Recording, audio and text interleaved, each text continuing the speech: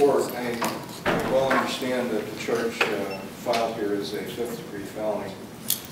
However, we are asking for a higher bond than usual. I would note that the defendant has previous convictions for attempted felonious assault, for falsification, for felony escape, for misdemeanor assault, for misdemeanor obstructing official business. This court has also, at least on one occasion, had to issue a warrant for his failure to appear.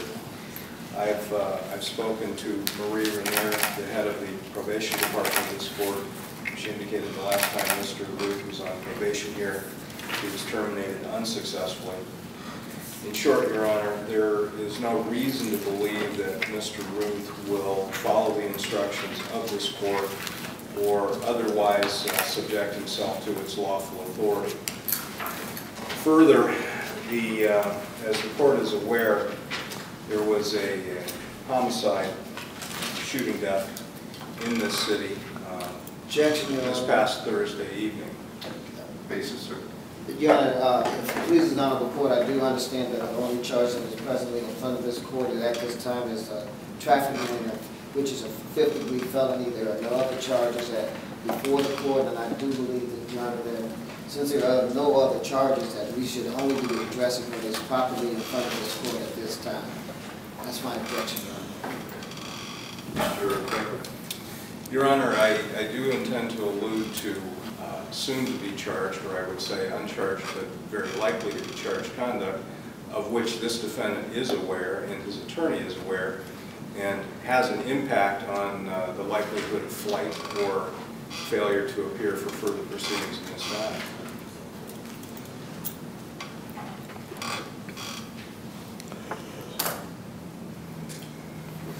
I'm looking at Civil Rule 46, specifically C4, which indicates that the court may legitimately consider issues that relate to the tendency of the propensity to flee to avoid prosecution.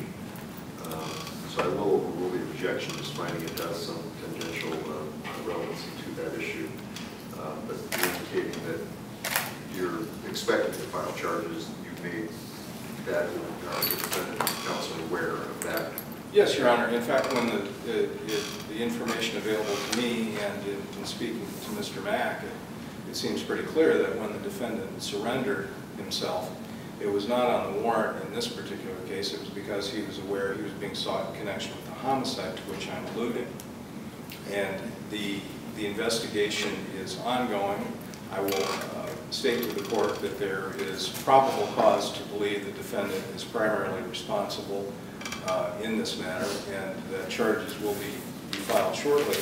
However, there are some hours of video statements given by witnesses that detectives and investigators have obtained thus far.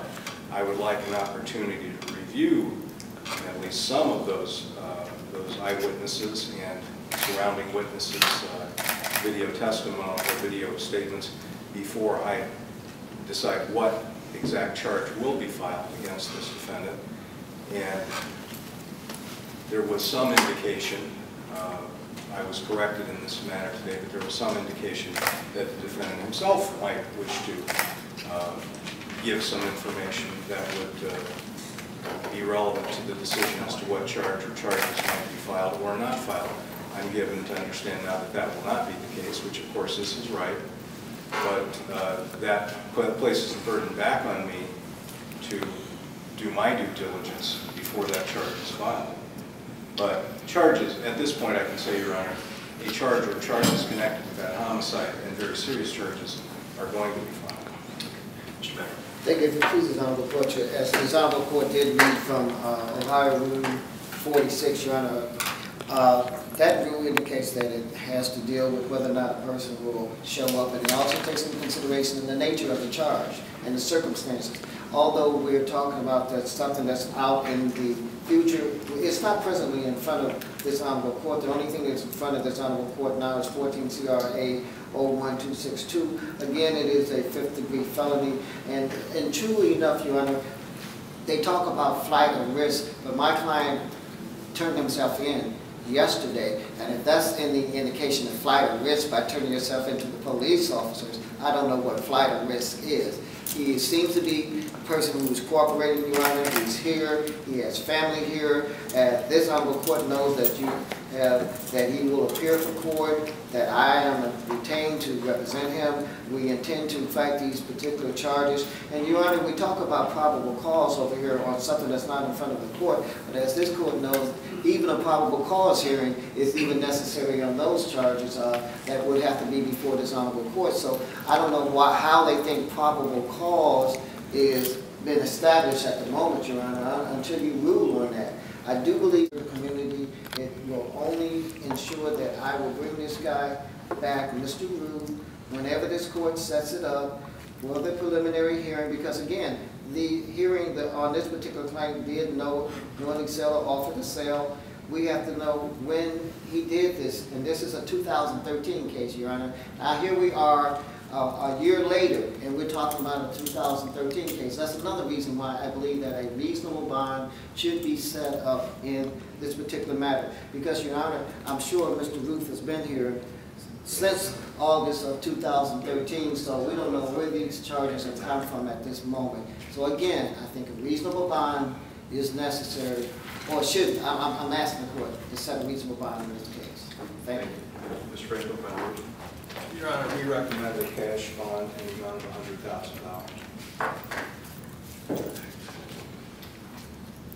Now, Rule 46, I might add, goes on to indicate that any information the court receives need not necessarily be admissible in court in the trial. Basically, what the court is doing is making a preliminary assessment, just in some sense intuitive concerning the factors that have been identified. I think that the fact that substantially more serious charges may be in the offing is extremely significant to the issue of risk of flight, even granting that Mr. Ruth turned himself in on a matter relating to the investigation of that very charge. But as time goes on, I believe that becomes a less important consideration. To your point, Mr. Mack, I think that it can't be a factor that trumps every other factor, because in the last analysis, this is a fifth-degree felony, as you point out, rightly so. This court's role is very limited. I'm conducting a probable cause inquiry into the basis of the charge, and as you also point out, Mr. Mack, that hearing must occur within a set period of time, which I assure you it will. At this point in time, I'm going to err on the side of safety and on the side of public interest and set bond of $100,000. We'll make it a cash surety bond. I will instruct the clerk to set the preliminary hearing at your choice, if you will, anytime in the next 10 days. Just indicate when you're available to make sure that the clerk sets it. And then that will certainly allow some of the dust to clear, and some of the issues that the state has identified will perhaps come into clearer focus. And if those charges are in fact filed, then that's a different animal entirely. So for now, we'll get $100,000 cash surety. Thank you. Thank you.